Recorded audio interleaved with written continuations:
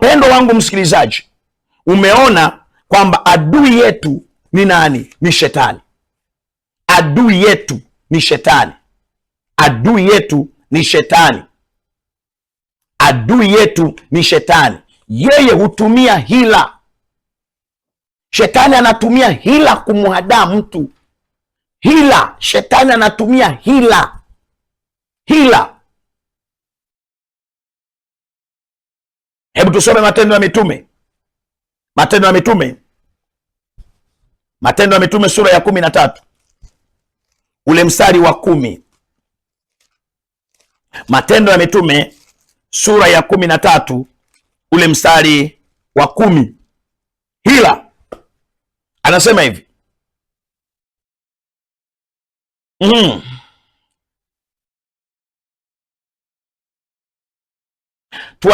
Tuanzie tupate picha nzuri kidogo. Tuanzie mstari wa 6 pale, ili tushuke nao tukipate picha nzuri. Mtu wa Mungu anasema walipokwisha kupita katikati ya kisiwa chote mpaka Pafo, wakaona mtu mmoja mchawi, nabii wa uongo, mwenye nabii wa uongo, Myahudi. Angalia, huyo mtu alikuwa mchawi, nabii wa uongo, lakini Myahudi, jina lake Ba-Yesu. Mtu huyu alikuwa pamoja na liwali Sergio Paulo, mtu mwenye akili. Mtu mwenye akili. Yeye liwali akawaita Barnaba na Sauli waje kwake, akataka kulisikia neno la Mungu. Lakini Elima yule mchawi, maana ndiyo tafasiri ya jina lake. Angalia majina yake, huyo anaitwa Elima yule mchawi, maana ndiyo tafasiri ya jina lake. Kule anaitwa Ba-Yesu, ana mfano kama wa Yesu, ni nabii lakini mchawi. Ana mfano kama mtumishi wa Mungu lakini mchawi. Na hawa mmeyaona, unawaona watu kabisa nje ni kama watumishi wa Mungu, lakini ndani ni wachawi, wanadanganya. Maanake anayedanganya kiuhalisia sio huyo nabii, yuko anayedanganya kupitia nabii. Tuendelee. Jina lake Elima yule mchawi, maana ndio tafsiri ya jina lake. Akashindana nao akitaka kumtia yule liwali moyo wa kuiacha ile imani. Lakini Sauli ambaye ndiye Paulo, akijaa Roho Mtakatifu, akamkazia macho. Maanake aliyekuwa na kaza macho hapa sio Paulo, aliyekuwa na kaza macho hapa ni Roho Mtakatifu. Maana Roho Mtakatifu anajua yote, Roho Mtakatifu anafahamu yote. Aliyekuwa na kaza macho hapa ni Roho Mtakatifu, sio Paulo. Akasema, ewe mwenye kujaa hila, shika hilo neno hila, na uovu wote, mwana wa Ibilisi. Angalia anachoitwa huyu, mwana wa Ibilisi. Huyu mtu ambaye ni Elima, huyu mtu ambaye ni Ba-Yesu, huyu mtu ambaye amekuwa mchawi, huyu mtu ambaye amekuwa nabii wa uongo, kumbe ni mtoto wa Shetani. Kwa nini anaitwa mtoto wa Shetani? Ile Yohana sura ya 8 mstari wa 43 na 44 tulisoma, Yesu anawaambia wale Wayahudi, nyinyi ni wa baba yenu Ibilisi, na tamaa za baba yenu Ibilisi ndizo mnazopenda kuzitenda. Maana yeye, maana yake Shetani, hakuwa mkweli toka zamani. Tukaona katika Isaya 14 ule mstari wa 13 na mstari wa 14, alianzisha mapambano na Mungu, afanane na Mungu, tamaa. Yeye kweli haimo ndani. Kwa hiyo tunamwona huyo Ibilisi amezaa watoto, maanake ametengeneza watu, kama tulivyoona kwamba katika Wakorinto wa pili sura ya 11 mstari wa 14, anaweza kujigeuza kuwa kama malaika wa nuru, anaweza kujigeuza kuwa kama nabii wa Mungu, anaweza kujigeuza kuwa kama mtume wa Mungu, anaweza kujigeuza kuwa kama mchungaji wa Mungu wa kazi ya Mungu, anaweza kujigeuza kuwa kama mwalimu wa neno la Mungu, anaweza kujigeuza kuwa kama kiongozi, anaweza kujigeuza kuwa kama mtumishi wa serikali, anaweza kujigeuza. Utajuaje kwamba sio mtumishi wa Mungu huyu? Matendo. Yesu alituambia mtawatambua kwa matendo yao.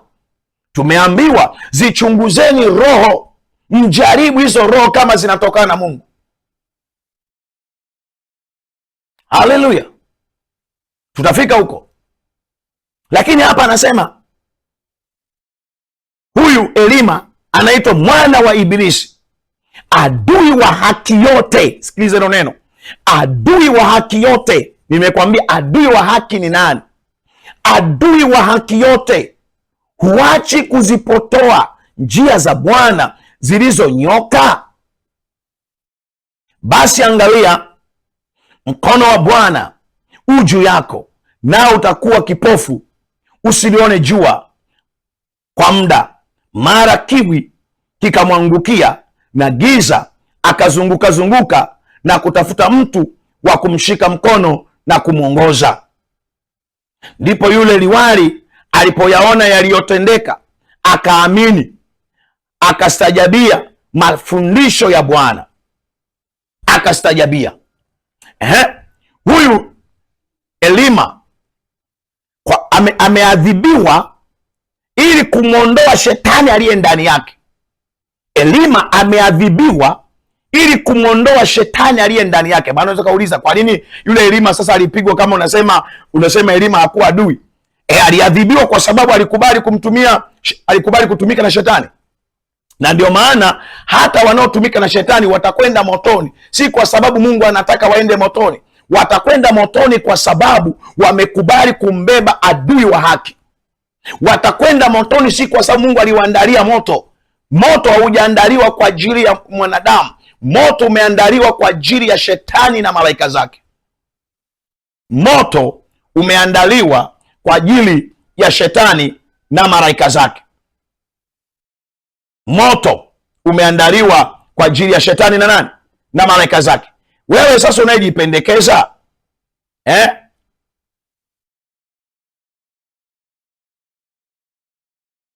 Amen. Wewe unajipendekeza kwa shetani.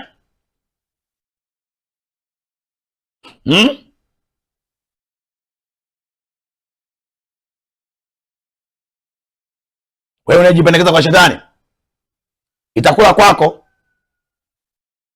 itakula kwako, kwa sababu moto hujawekwa kwa ajili yako. Moto hujawekwa kwa ajili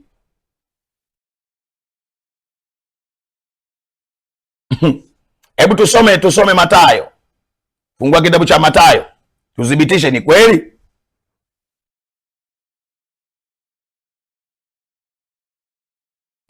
Moto haukuandaliwa kwa ajili yako. Mathayo sura ya 25 mstari wa 41. Nami nitakuwa niko sahihi. Mathayo, tuthibitishe kwa maandiko, mtu wa Mungu. Mathayo sura ya 25 mstari wa 41. Sikiliza, haya mambo mengine ni kwa sababu watu hawataki kufundishwa tu.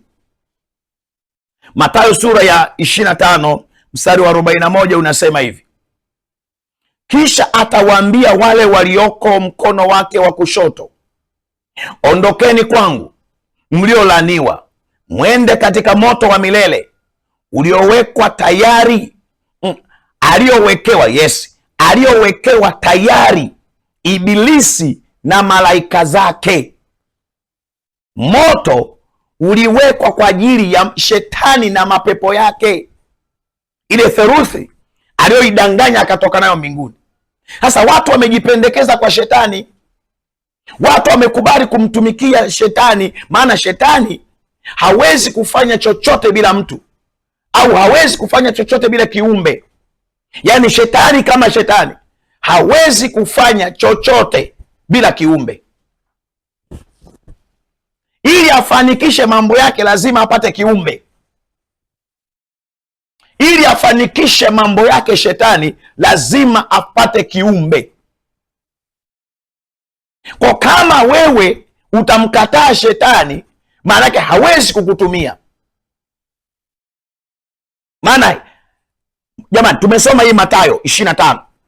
Naomba isome tena, mtu wa Mungu, isome tena Mathayo 25 40 na ngapi? Tumesema 41. Kisha atawaambia, maana yake waliojipendekeza sasa. Kisha atawaambia, huyu ni Yesu, atawaambia na wale walioko mkono wake wa kushoto, ondokeni kwangu mliolaaniwa, mwende katika moto wa milele aliyowekewa tayari Ibilisi na malaika zake. Aliyowekewa tayari Ibilisi na malaika zake. Hey. Mungu atusaidie, Mungu atusaidie. Haleluya. Upate kuzijua ila za shetani. Mungu atusaidie. Mungu akusaidie usiwe sehemu ya kumtumikia shetani.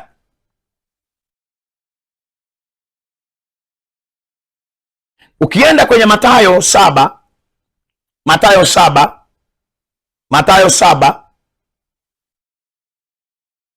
Yesu anaanza kuweka tahadhari. Mathayo 7 kuanzia mstari wa 15 tutasoma mpaka mstari wa 23.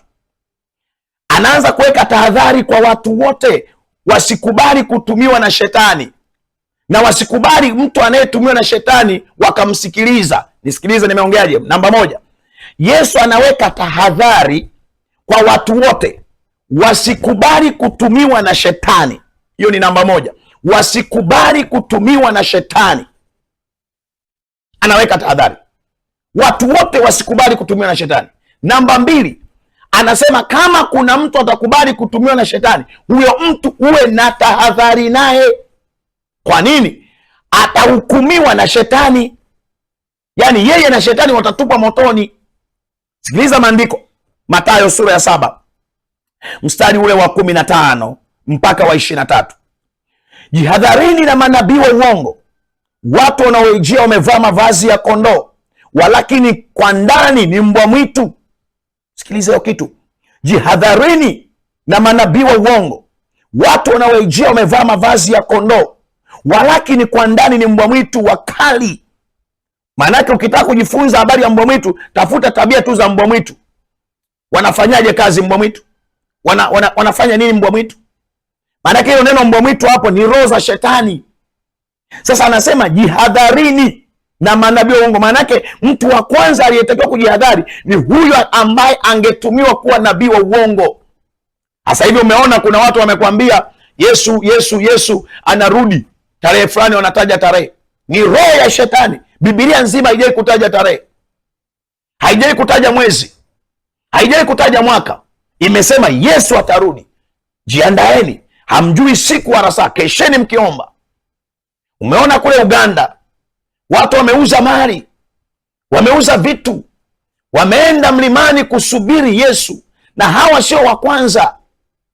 Mtu mmoja ambaye alikuwa kiongozi wa maombi na msimamizi wa Sabato ya kwanza kabla Jenny White aliwaambia watu Yesu anarudi, akawatajia na tarehe na mwezi. Watu wakajiandaa, wakauza kila kitu. Mpendwa, roho ya shetani iko kazini, inachotamani upoteze kweli ya Mungu, ufate kisicho cha kweli.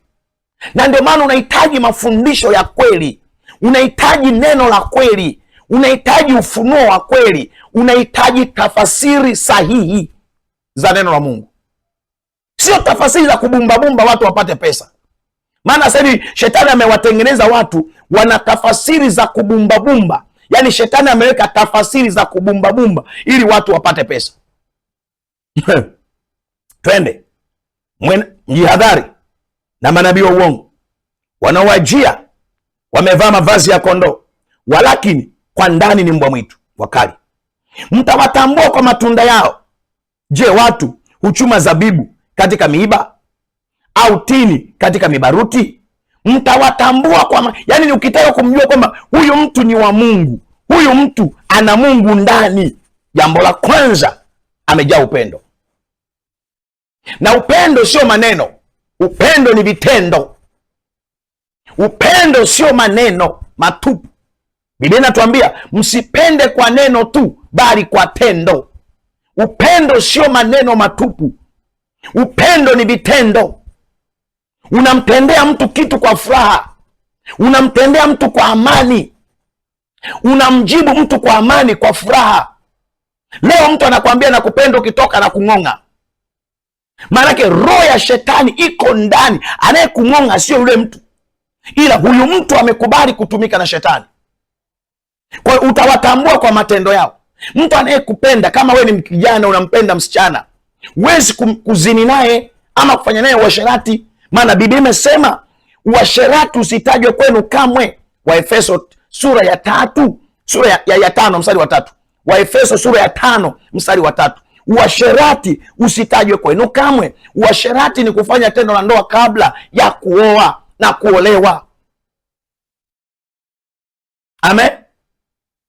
Amen. Utawatambua kwa matendo yao. Moja ya matendo nimekuambia ni mtu ambaye hana upendo. Unamuona kabisa huyu mtu hana upendo. Anapata mapesa mengi, anajinufaisha yeye, hajali watu wengine. Huyo hana Mungu ndani. Awe ni mtumishi wa Mungu, anajua vyote ataviacha, anajua atakwenda, atasafiri, atakwenda mbinguni. Sisemi agawe kila kitu, lakini hata kuwasaidia watu. Kuna watu wanasali kanisani kwake, hata kodi ya nyumba hawana, lakini ana mapesa, hawezi kuwasaidia. Na sio lazima wasaidie pesa, kuwasaidia maarifa ya kutengeneza pesa. Basi awasaidie na mtaji kidogo.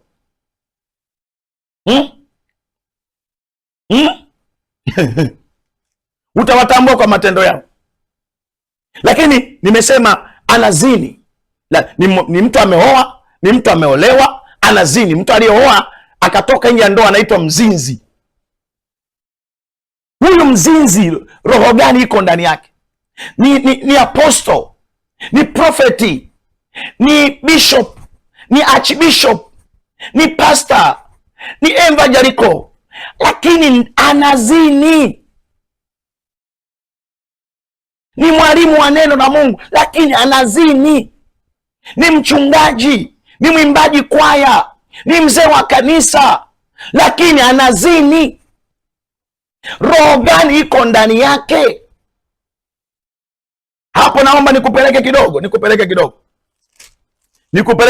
kwenye Ufunuo, nikupeleke kidogo mtu wa Mungu.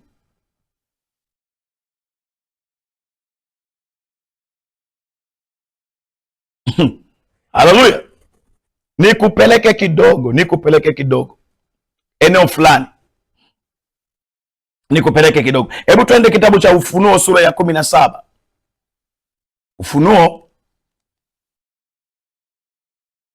Ufunuo sura ya 17.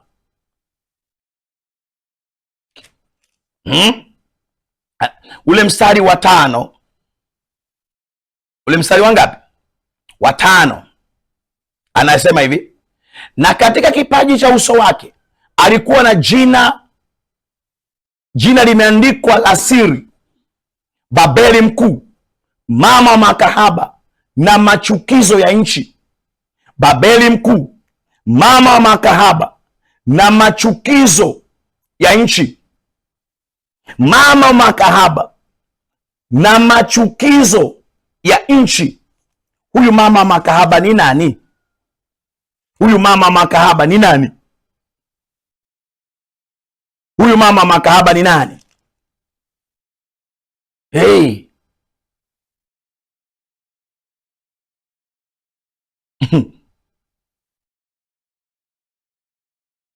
Ukienda Ufunuo hiyo 14 mstari wa 8.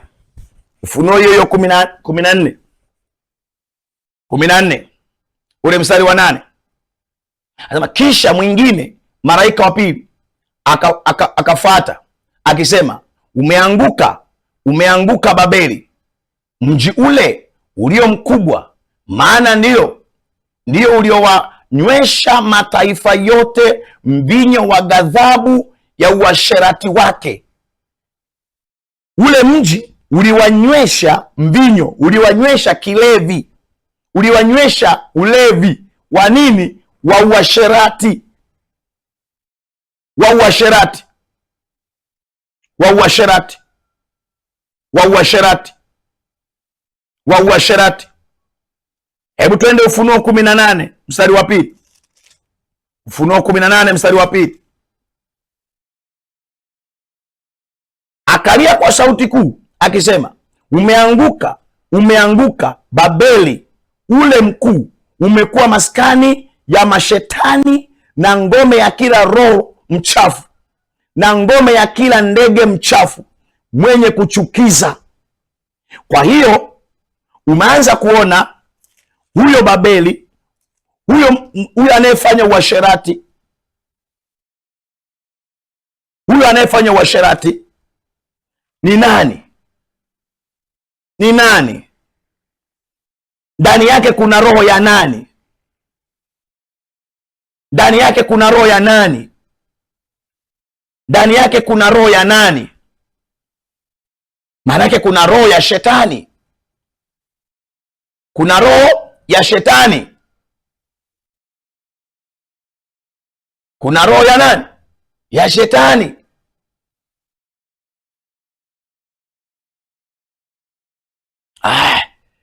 Kuna roho ya shetani, lakini watu hawakubali.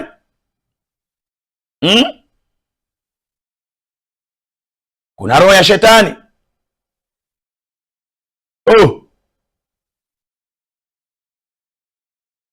Kuna roho ya shetani. Kwa hiyo tuone kitu hapa, tuone kitu hapa.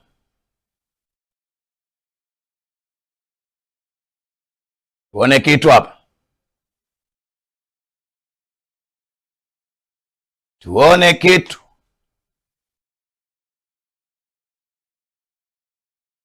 Kuna roho ya shetani.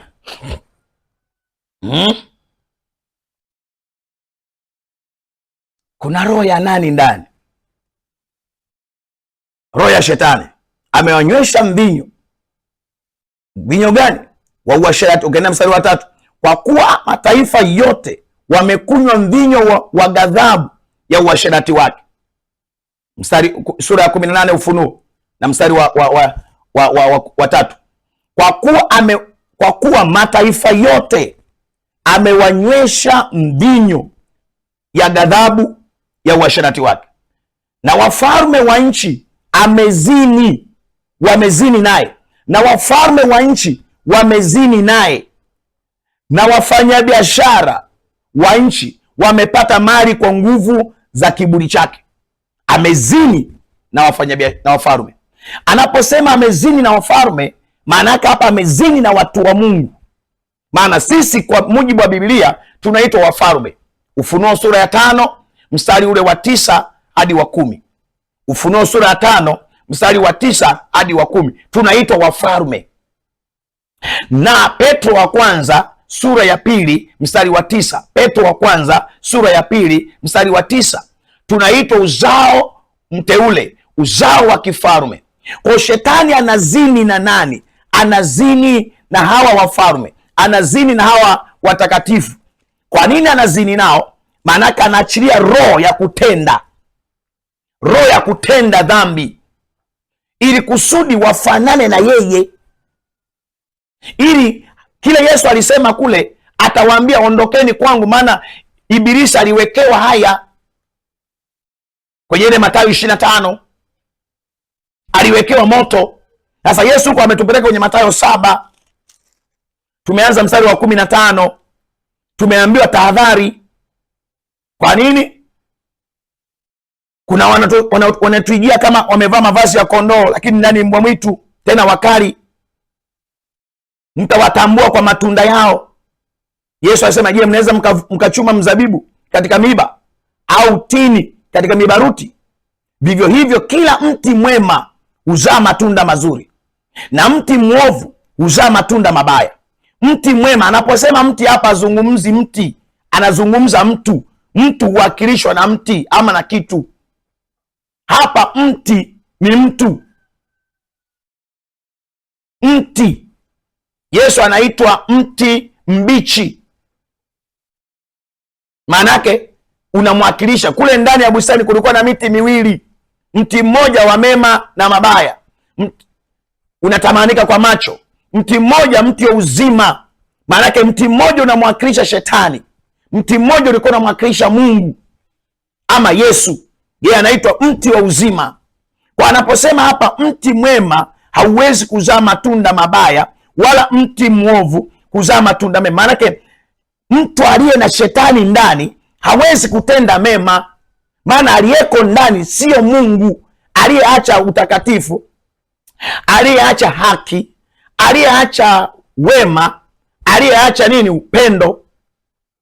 Yale mambo tuliyasema kule nyuma. Kwa hawezi kutenda mema.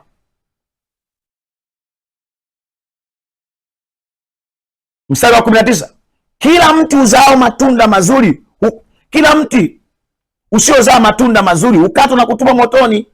Ndipo kwa matunda yao mtawatambua. Si kila mtu aniambiaye Bwana Bwana atakayeingia katika ufalme wa mbinguni, bali ni yeye ayafanyaye mapenzi ya Baba yangu aliye mbinguni. Wengine wataniambia siku ile, Bwana Bwana, hatukufanya unabii kwa jina lako, na kwa jina lako kutoa mapepo, na kwa jina lako kufanya miujiza mingi? Ndipo nitawaambia dhahiri, sikuwajua ninyi kamwe. Ondokeni kwangu, enyi mtendao maovu. Ni kweli mapepo yalitoka, ni kweli walifanya miujiza, lakini walikuwa wana nani ndani? Na anamaliza kuhubiri, anabeba msichana ambaye huyo msichana ni mfano wa Mungu, anazini naye, anambeba mvulana, anambeba mwanamme, anambeba mwanamke wa mtu. Tumeshaona mzinzi ni mama wa makahaba, mzinzi ni shetani. Maanake shetani ili atimize lengo lake anaingia ndani ya mtu. Amezini na wafalme, ili azini na wafalme, ili awakoseshe watakatifu, ili anaingia ndani ya mchungaji, anaingia ndani ya mhubiri, anaingia ndani ya mwimbaji, anaingia ndani ya mzee wa kanisa, anaingia ndani ya kiongozi ili muane, anaingia ndani ya kiongozi. Maana kazi ya shetani ni kuharibu. Yohana 10 mstari wa 10a. Kazi ya shetani ni kuharibu, ni kuiba, ni kuchinja, ni kuua. Kazi za shetani: kuiba, kuharibu, kuchinja, kuua. Unapoona mauaji katika dunia, anayefanya mauaji ni shetani. Kwa nini anafanya mauaji? Nilisema kule mwanzo, watu wamemkubali shetani awatumie. Maana shetani hawezi kutumika ama kufanya chochote bila mtu au bila kiumbe. Shetani hawezi kufanya chochote bila kiumbe. Lazima kuweko na kiumbe, lazima kuweko na mtu atakachokitumia. Ndio maana alitumia nyoka akamfata Hawa. Ndio maana anatumia watu kumfata mtu mwingine. Ndio maana anatumia watu kuwagombanisha watu wengine. Ndio maana anatumia viongozi kuwagombanisha na watu wengine. Ndio maana anatumia mataifa kugombanisha na mataifa mengine. Haya mauaji tunayoyaona duniani leo ni kazi ya shetani.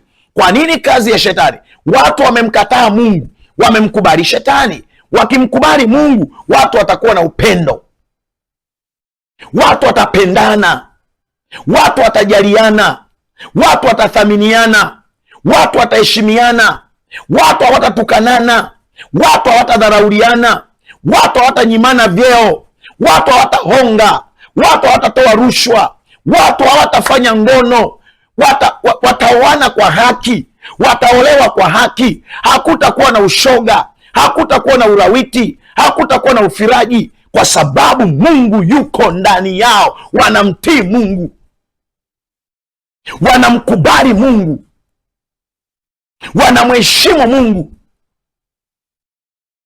Sasa shetani anafanya hila hayo yasitokee, ya kumtii Mungu. Hila maana yake ni nini?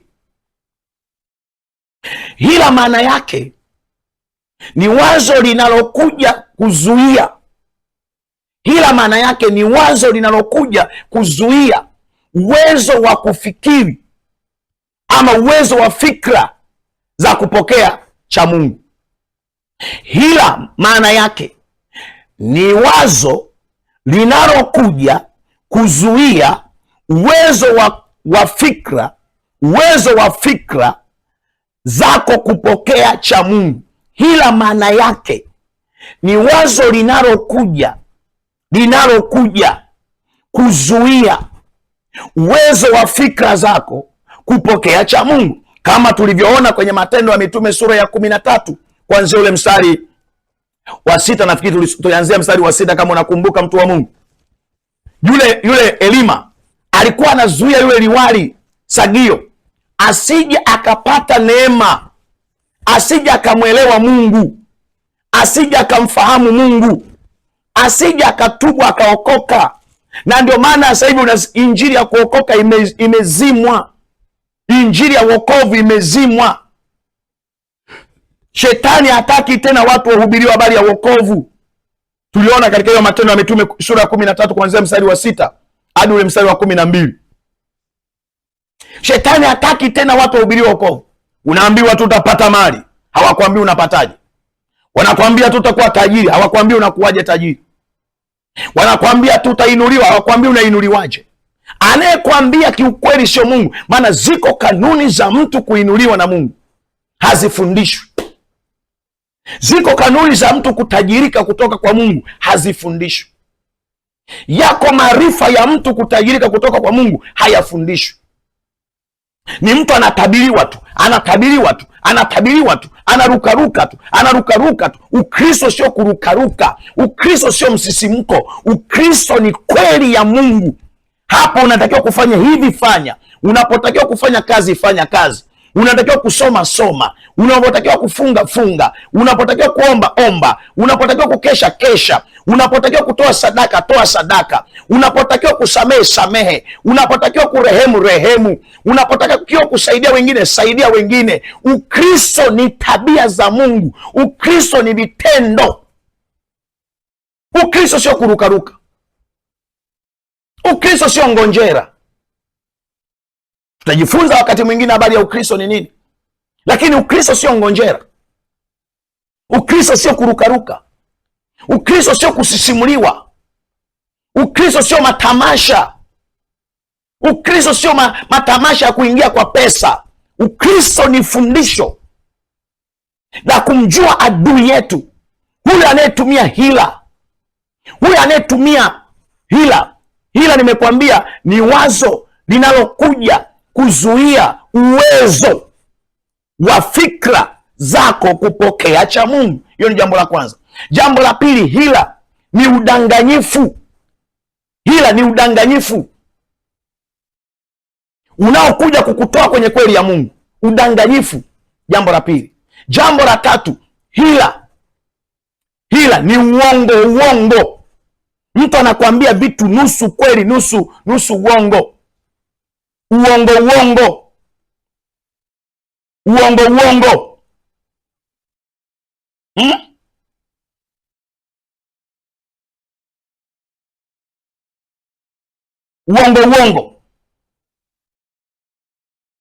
Uongo. Biblia imekataza tusiambiane uongo. Wakolosai. Biblia imekataza tusiambiane uongo. Wakolosai sura ile ya 3. Wakolosai sura ya 3. Tusiambiane uongo.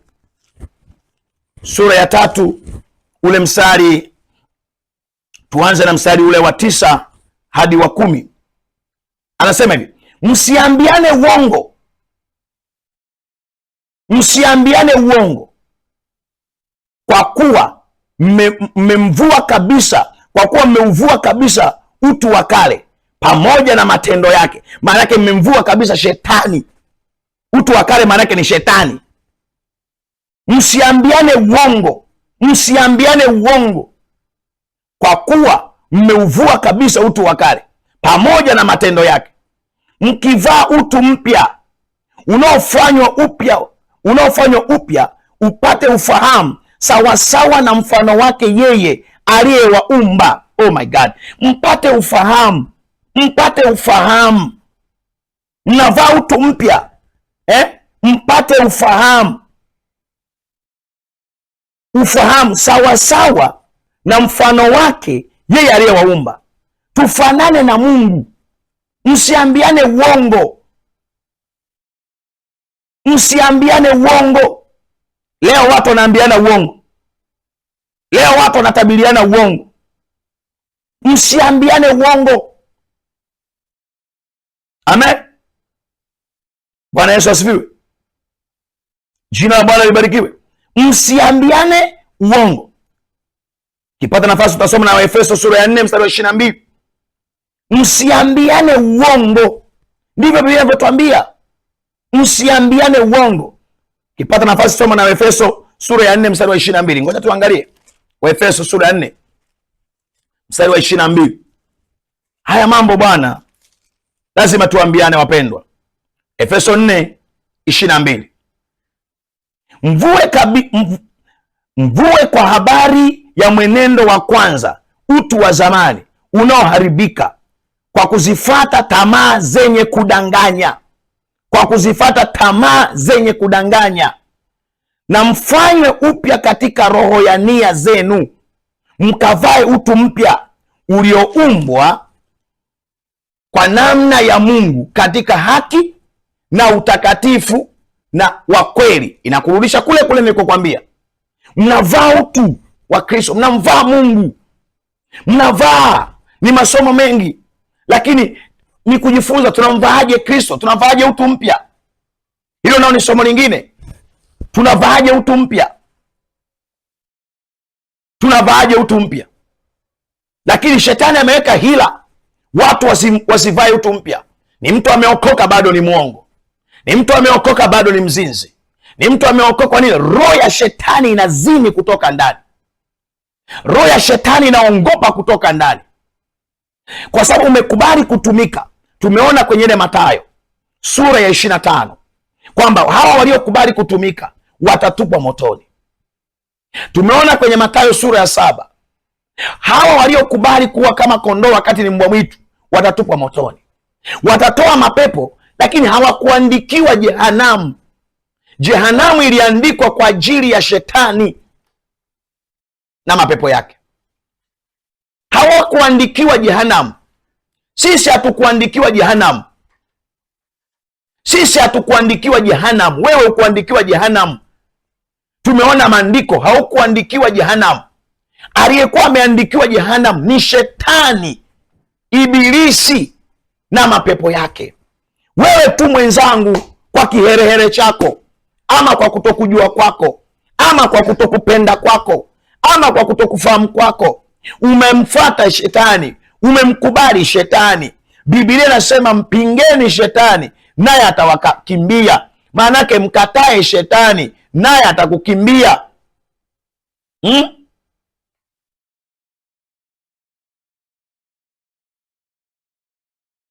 Pingeni shetani,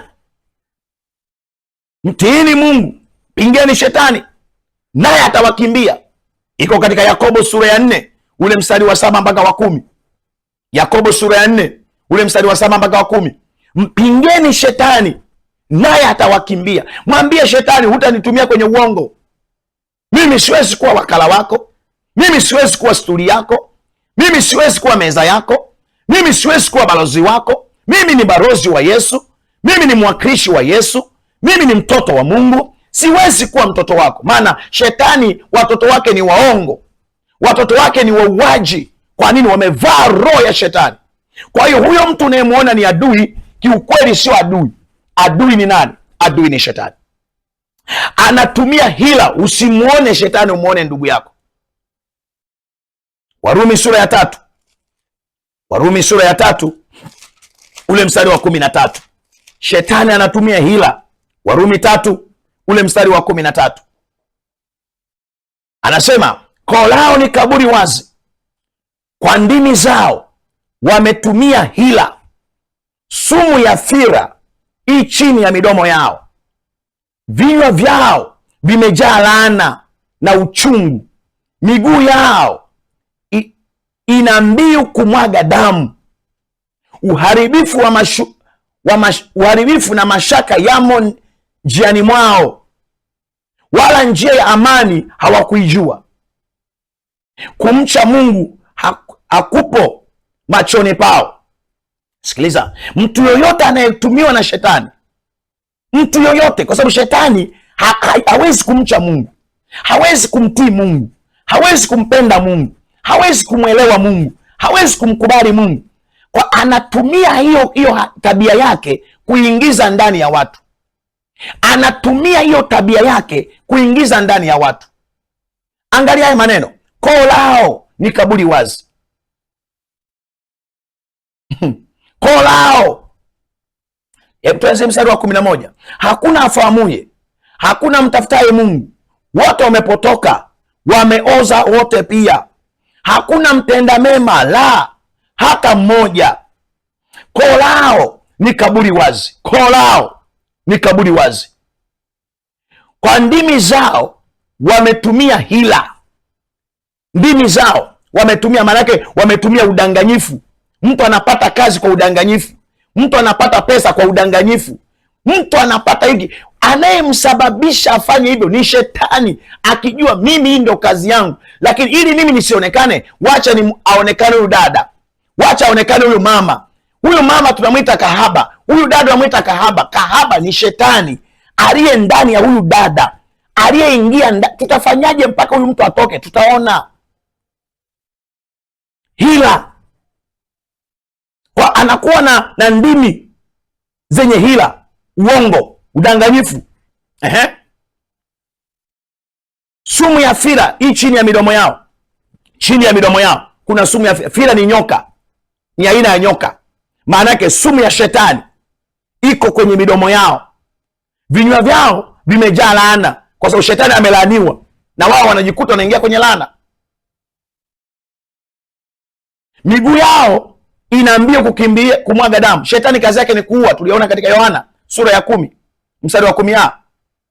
Uharibifu na mashaka yamo njiani mwao. Shetani ameshahukumiwa, hana uhakika. Njia ya amani hawakuijua. Shetani hataki amani. Sasa anaingia ndani ya watu, anawatengenezea mazingira yale yale alionayo yeye. Yeye ni nyoka. Wakorinto wa pili 11.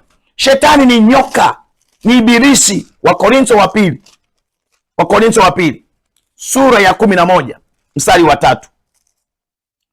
Shetani ni adui yetu, lakini nachelea kama yule nyoka alivyomdanganya Hawa kwa hila. Maana ana hila, kwa hila ana udanganyifu, ana uongo, ana ujanja. Maana hila ni ujanja. Matapeli wanaokuja huku duniani wamevaa sura ya shetani, wanakudanganya mama, wanakutapeli, wanakwambia haya ni madini, kumbe sio madini. Ni shetani yuko, maana anajua wewe unatamani madini na utaki kuyatafuta kwa haki. Anajua unatamani pesa na utaki kutafuta kwa haki. Anajua unatamani kufanikiwa na utaki kufuata njia za mafanikio. Shetani anajua, shetani anajua, na Biblia inasema anajua na muda mchache sana hapa duniani. Anafanya kazi kwa bidii.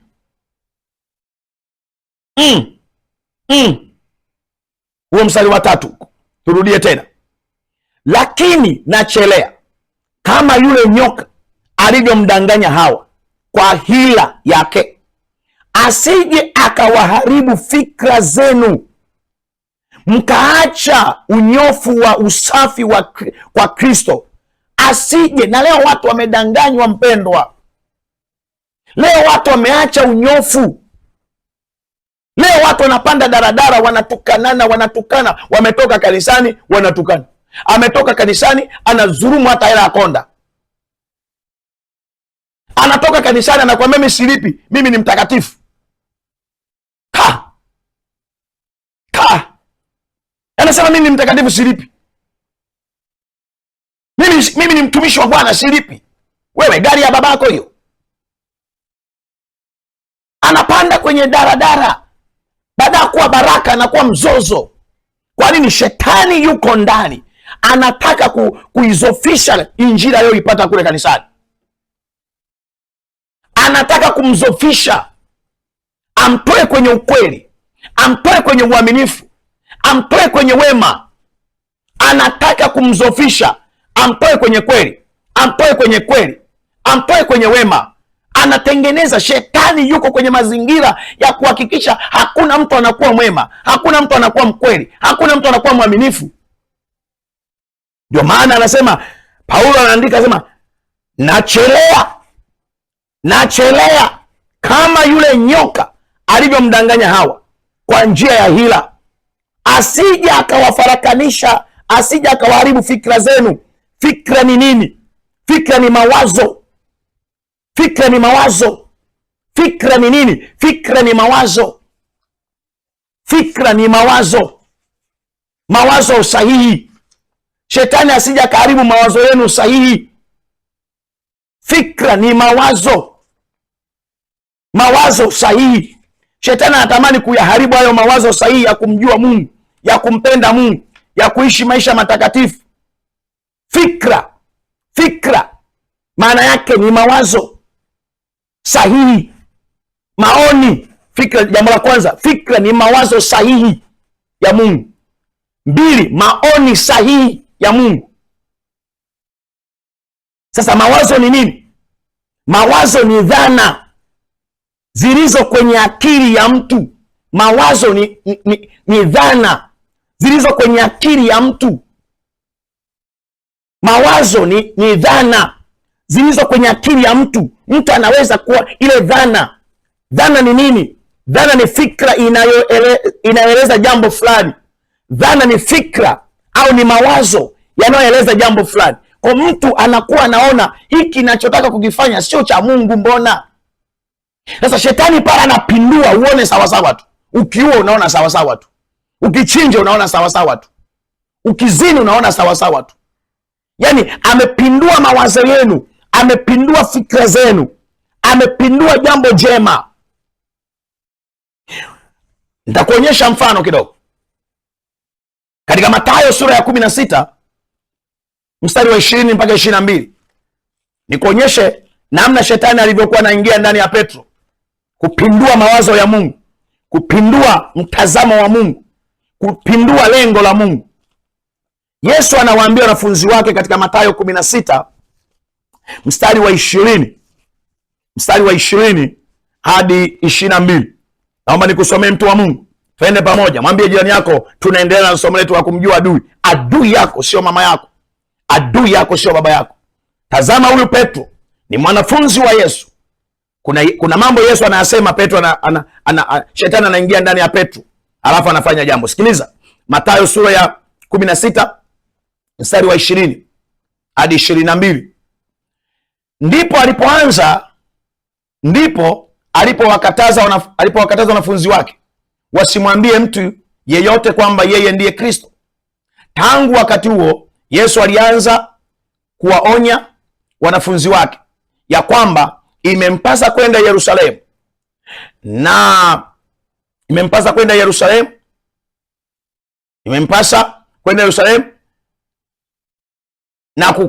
kukutana na imempasa kwenda Yerusalemu na atapata mateso mengi. Imempasa kwenda Yerusalemu na atapata mateso mengi kwa wazee na wakuu wa makuhani na waandishi, na kuuawa, na siku ya 3 atafufuka. Huu mpango wa kuuawa na kufa na kufufuka ulikuwa mpango wa Mungu. Shetani akauchungulia. Petro akamchukua, akaanza kumkemea akisema, hasha Bwana, hayo hayatakupata. Petro akamchukua, akamkemea. Petro ni mwanafunzi wa Yesu. Petro anajifunza kwa Yesu. Ni kweli Petro alikuwa ameona matendo makubwa sana ya Yesu. Ameona Yesu akitembea juu ya maji. Ameona Yesu akilisha watu 5,000 bila wanawake na watoto kuhesabiwa. Ameona Yesu akiponya watu wenye ulemavu. Ameona Yesu akifufua wafu. Ameona Yesu akitoa mapepo. Petro anajaribu hiyo kitu inamwingia, anasema no, haiwezekani. Shetani anatumia ufahamu wake juu ya matendo makuu ya Mungu kumkataza kitu kingine kipya. Na ndicho anachofanya leo shetani. Anatumia ufahamu wako katika Mungu, anatumia ufahamu wako katika kazi, anatumia unachokielewa kupindua, kuweka kitu kinyume. Alifanyaje shetani kwa Petro? Alifanyaje? Petro akamchukua, akaanza kumkemea akisema, hasha Bwana, hata kupata hayo. Akageuka, mstari wa 23, akamwambia Petro, nenda nyuma yangu Shetani, ukikwazo kwangu, maana uyawazi yaliyo ya Mungu, bali ya mwanadamu. Huyo anayeambiwa nenda nyuma yangu Shetani, kwa picha ya nje ni Petro, kwa picha ya ndani ni Shetani. Yesu anamuona Shetani ndani ya Petro, maanake anaona mawazo, fikra za Shetani, fikra za Shetani, fikra, kwa sababu wengi wamegeuka, wamefuata fikra za Shetani. Timotheo wa kwanza sura ya 5 mstari wa 15. Wengi wamegeuka, wamefuata fikra za Shetani. Timotheo wa kwanza sura ya 5 mstari wa 15 inasema hivi, kwa maana wengine wamekwisha kugeuka na kumfuata Shetani. Wamekwisha kugeuka na kumfuata nani? Shetani. Wamekwisha kugeuka na kumfuata Shetani. Hebu tusome na Wakorinto wa pili sura ya 2 mstari wa 11. Wakorinto wa pili sura ya 2 mstari wa 11. Wamekwisha kugeuka na kumfuata nani? Kumfuata Shetani. Shetani asija akapata Shetani asija akapata kushinda.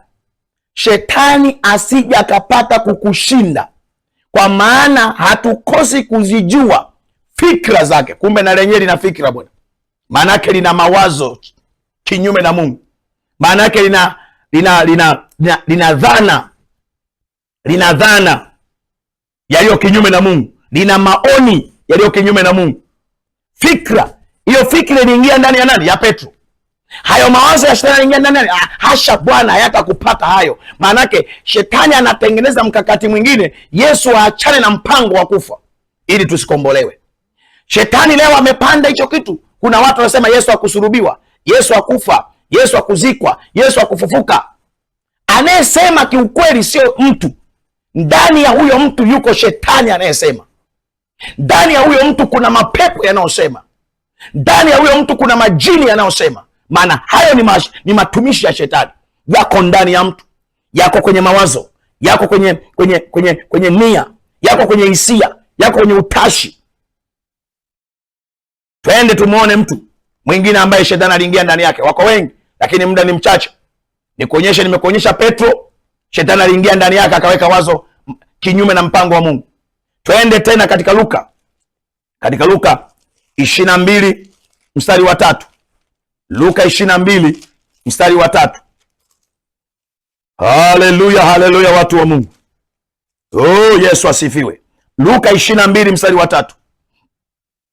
Luka 22 mstari wa 3. Shetani akamwingia Yuda aitwaye Iskariote, naye ni mmoja wa wale senashar. Shetani akamwingia Yuda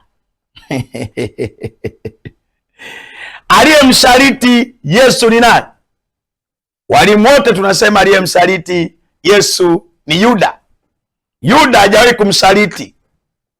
Yuda hajawahi kumsaliti Yesu. Dunia yote imekuwa ikimshambulia Yuda, imemwacha msaliti. Kama ambavyo wewe umekuwa ukimshambulia dada yako, kama wewe ambavyo umekuwa ukimshambulia mume wako, umemshambulia mke wako, umewashambulia watoto wako, umemwacha adui na anatamba na anajivuna na anajiinua, maana umemwacha. Amekutengenezea mtazamo tofauti, kwamba aliyefanya kosa hili ni mama yako, aliyefanya kosa hili ni baba yako, aliyefanya kosa hili ni dada yako, aliyefanya kosa ni shangazi yako. Amekutengenezea mtazamo tofauti. Sikiliza haya maneno, Luka 22 mstari wa 3. Luka 22 mstari wa 3. Luka 22 mstari wa 3. Shetani akamwingia Yuda. Shetani akamwingia Yuda. Shetani akamwingia Yuda. Shetani akamwingia Yuda. Shetani akamwingia Yuda. Aitwaye Iskariote, naye ni mmoja wa wale senashara. Mstari wa 4. Mstari wa 4. Akaondoka akaenda akasema na wakuu wa makuhani na majemedari jinsi atakavyoweza kumtia mikononi mwao. Wakafurahi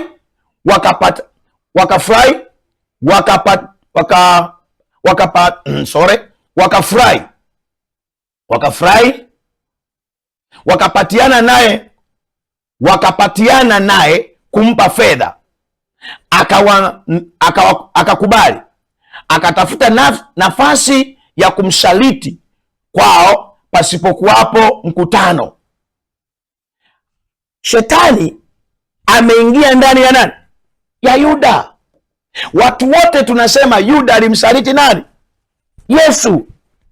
Yuda hajawahi kumsaliti Yesu, bali shetani aliingia ndani ya nani? Ya Yuda. Na ndio maana Yuda, shetani alipotoka ndani ya Yuda, Yuda akagundua amefanya kosa kubwa. Shetani tena akarudi ndani ya Yuda akamwambia, jinyonge, jinyonge, jinyonge, maana umefanya jambo baya, jinyonge.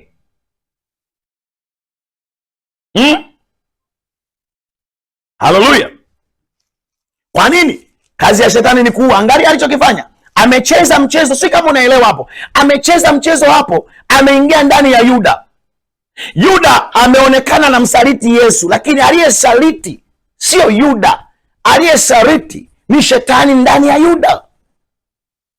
Shetani alipomaliza kazi ya kumsaliti Yesu, shetani akatoka kwa muda ndani ya Yuda. Yuda akatambua kwamba nimefanya kosa kubwa, nimefanya kosa kubwa, nifanyeje sasa? Maana nimefanya kosa kubwa,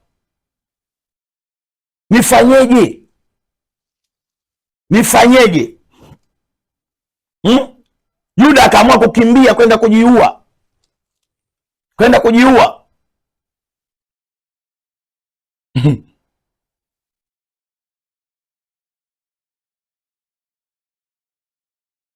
Yesu atusaidie, watu wa Mungu. Sio kama unapata hiyo picha mpendo, sio kama unaiona hiyo picha. Haleluya, mtu wa Mungu. Hebu twende katika Yohana sura ya 13. Yohana sura ya 13, tuanzie mstari wa 24 tuje mpaka mstari wa 27. Basi Simoni Petro akampungia mkono akamwambia, uliza ni nani amtajaye. Basi yeye hali akiwaelekea Yesu kufuatia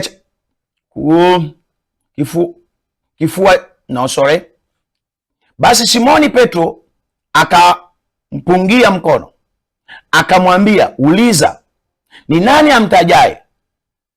Basi yeye hali akimwelekea Yesu kifua chake akamwambia, Bwana, ni nani? Basi Yesu akajibu, ndiye mtu yule nitakayemtowelea tonge na kumpa. Akatowelea tonge, akalitwaa, akampa Yuda mwana wa Simioni Iskariote. Na baada ya hilo tonge shetani alimwingia. Basi Yesu akamwambia, uyatendayo yatende upesi, uyatendayo yatende upesi.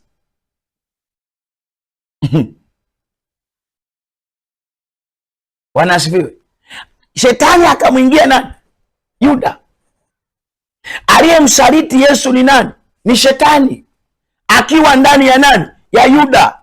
Kwa nini? Kazi ya shetani ni kuweka hila, kutengeneza mitume wa uongo, hila. Wakorintho wa pili 11:13. Kutengeneza mitume uongo, hila. Kutengeneza watu wa uongo, hila.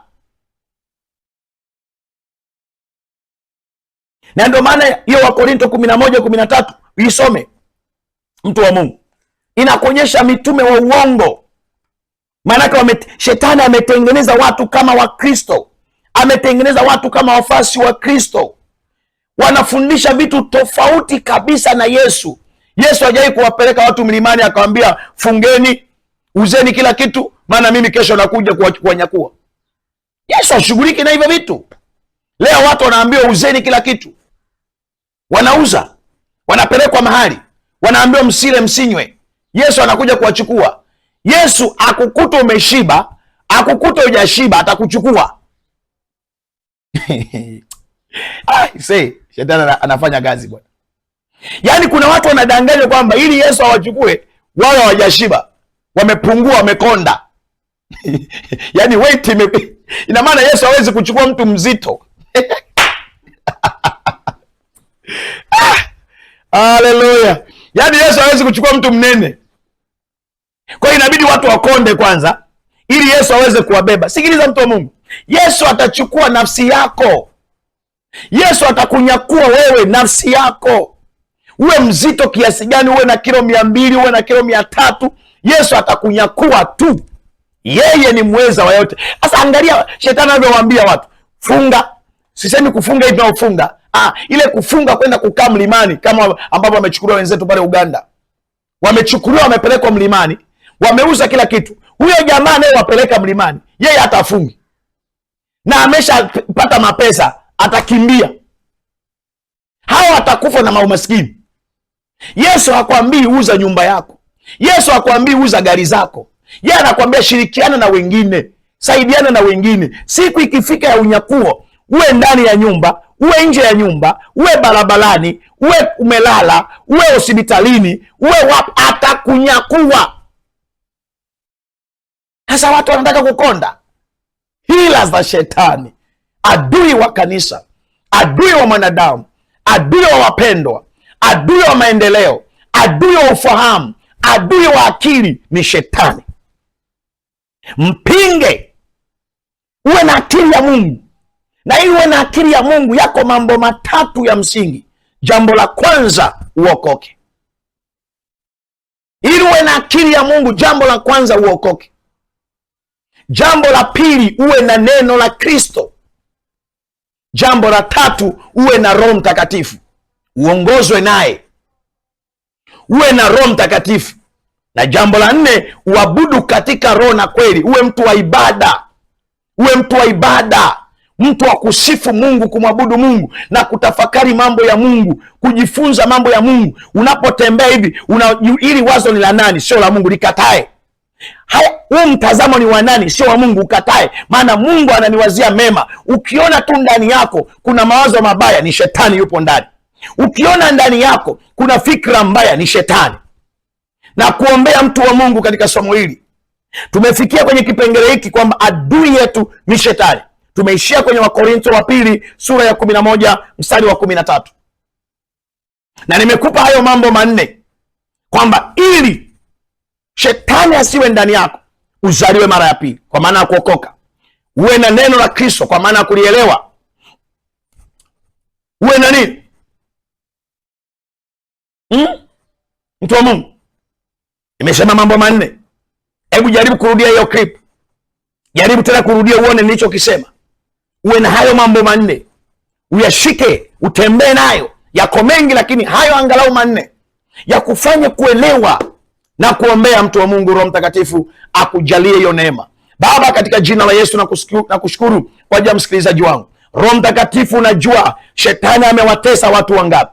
Amewaambukiza kuwachukia watu, amewaambukiza kuwadharau watu, amewaambukiza kuwatukana watu, amewaambukiza kuwadanganya watu. Watu wamejaa kuwadanganya wengine, wakati umetuambia tusidanganyane, tusiambiane uongo. Lakini shetani amewafanya watu wengine waambiane uongo, waseme uongo, Wasichana wengi wamedanganywa, wamama wengi wamedanganywa, wababa wengi wamedanganywa, wakaka wengi wamedanganywa, watumishi wengi wamedanganywa na shetani aliye ndani ya watu wengine, aliye ndani ya vikundi vingine, aliye ndani ya madhabahu zingine. Kwa damu yako na kwa neema yako, Bwana, ninaomba toba na rehema, naomba toba na rehema. Asante kwa kuwa umetusamehe, asante kwa kuwa umetusamehe. Shetani achie hizo akili, shetani achie hayo mawazo, shetani achie hiyo nia, shetani achie mtazamo. Ondoa mitazamo yako ndani ya watu, ondoa fikra zako ndani ya watu, ondoa dhana yako ndani ya watu, ondoa nia yako ndani ya watu, ondoa kwa jina la Yesu, ondoa, waache wawe huru, ondoa kwa jina la Yesu, ondoa hiyo hila, ondoa hiyo hila, ondoa hiyo hila, ondoa, ondoa, ondoa, ondoa, ondoa. Mwache huyo mama awe huru. Mungu amemponya, umemwambia atapona. Mungu amemwambia atapona, umemwambia atatembea. Mungu amemwambia atatembea, umemwambia ataona. Mungu amemwambia ataona, umemwambia atafanikiwa. Mungu amemwambia atafanikiwa, umemwambia hatakuwa mtu. Mungu amemwambia atakuwa mtu, umemwambia hana thamani tena. Mungu anamwambia ana thamani. Ondoa maneno yako shetani, ondoa hila zako kwa damu ya Yesu Kristo na kwa jina la Yesu. Ondoa maneno yako, ondoa hila zako, ondoa uongo wako, ondoa fitina zako, ondoa uzushi wako, ondoa, ondoa, ondoa. Achia hiyo nyumba, achia hiyo nyumba, achia hiyo baba, achia hiyo mama, achia hiyo dada, achia hiyo kaka, achia hiyo familia, achia kwa damu ya Yesu. Na neema ya Mungu ikufunike, mtu wa Mungu. Naendelea kuomba, na kama hujaokoka sema maneno haya: Bwana Yesu, ninakupa maisha yangu. Kuanzia leo namkataa shetani na kazi zake zote, namkataa shetani na kazi zake zote, na kupokea wewe Yesu Kristo uwe Bwana na Mwokozi wa maisha yangu. Unisamehe dhambi zangu zote na makosa yangu na maovu yangu. Uliandike jina langu kwenye kitabu cha uzima, ulifute jina langu kwenye kitabu cha hukumu. Kuanzia leo nimeokoka, kuanzia leo nimeokoka. Warumi sura ya 10 mstari wa 9 na wa 10. Kuanzia leo nimeokoka na kukiri wewe Yesu kuwa ni Bwana na Mwokozi wa maisha yangu. Kama umeokoka na unataka tuendelee na maombi na kujifunza, usikose kutupigia simu kwa namba ifuatayo: 0713 160 964, 0713 160 964. Kwa namba hiyo utatupata. Kama umeokoka, kama umeponywa, utashuhudia, tutamtukuza Mungu. Mungu wangu awabariki katika jina la Mungu Baba, Mwana na Roho Mtakatifu. Amen.